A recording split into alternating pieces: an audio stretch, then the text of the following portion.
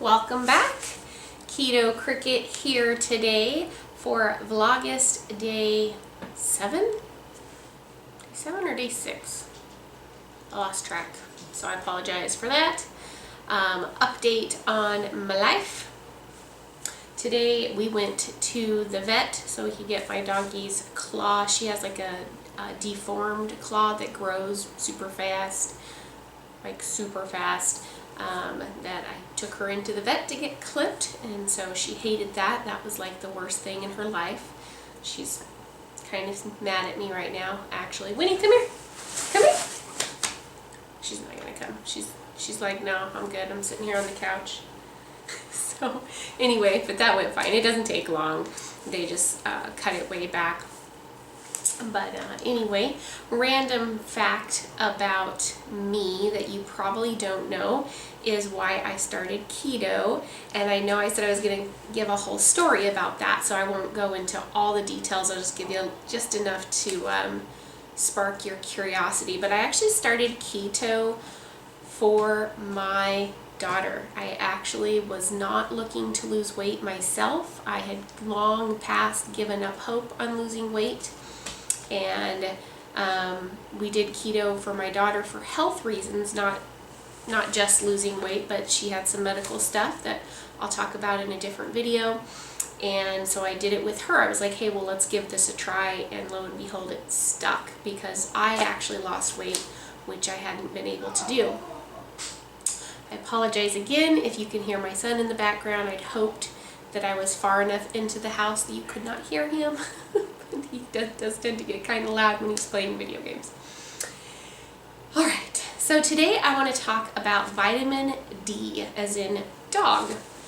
Specifically vitamin D3. This is the vitamin D3 supplement that I take. My daughter actually takes 2 of these for a total of 10,000 IUs a day. So vitamin D3 is oftentimes a deficiency for people in especially areas that don't get as much sun. So typically if you're closer to the equator, you have less chance of being vitamin D3 deficient. But in North America alone, as of 2010, they estimated 35% of women to be vitamin D3 deficient and 25% of men. And I believe that has increased since then, but I haven't been able to find the data on that. So I'm going to give you guys some information. I will post the links below. I like to look at both clinical trials and you can look up clinical trials and you'll get actual trials that you can read through. And I also like to go to the National Center for Biotechnology information, which has both a summarization of sometimes a conglomerate of multiple trials as well as individual research. So I'll post all those links below there. But here are some items that may be a symptom of a vitamin D3 deficiency.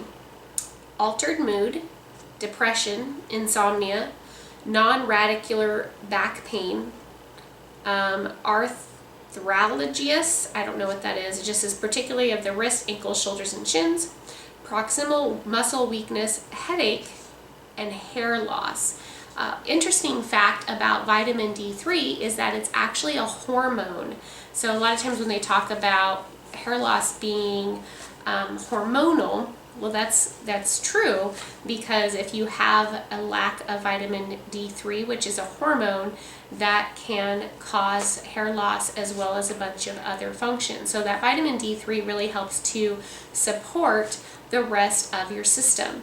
It also has a huge impact on weight loss. And one of the interesting things of the studies that I've researched is that people that are severely obese especially have a really hard time absorbing enough vitamin D3, possibly because there's so much fat there that the vitamin D3 from the sun has a difficult time really getting in, and it's going to be more diffused. So making sure that you take enough in through a supplement is even more important if you are heavier. Now, I am not a doctor, I am not a nurse, I just read research and clinical trials and things like that and do the best I can to figure things out for myself, but this is something you can go in and get tested for. So if you are suffering from some of those symptoms and you can't figure out what else it is, definitely contact your doctor and see about getting a vitamin D3 test done to see where you're at, or vitamin D test done to see what your levels are. If your levels are below 50, and now a lot of times they'll say normal is okay as long as you're between 25 and 50, it's okay. But really you want it to be above 50. If you have PCOS or any other thyroid or hormonal issues, then you probably actually really want those numbers to be above 70. And like I said, I'll link below some of the trials that I've looked at, and you can check that out for yourself. The worst case scenario is you test it out, but I definitely don't want you just taking an overabundance of it without making sure you know kind of where you're at with your levels currently. So this one that I told you is 5,000 IUs. So between this and my hair, skin, and nails vitamin, that's 6,000 IUs that I'm taking right now currently in the summertime when I'm out in the sun, and I'm getting lots of vitamin D3 probably, especially compared to once winter hits. So when winter hits, I very well may up my dose of vitamin D3. I'll kind of see how I feel. If you get seasonal disorder, this is another great thing. When you're taking a vitamin supplement, I don't get paid, by the way. I'm not sponsored by this company. I'm not even going to say it out loud. But you do want a vitamin D3 supplement that is oil-based, that, you know, it's encapsulated with oil because it is a fat-soluble vitamin. So if you don't have a fat-soluble vitamin already, you know, it's already encapsulated in oil, make sure you are taking vitamin D with food for the best absorption.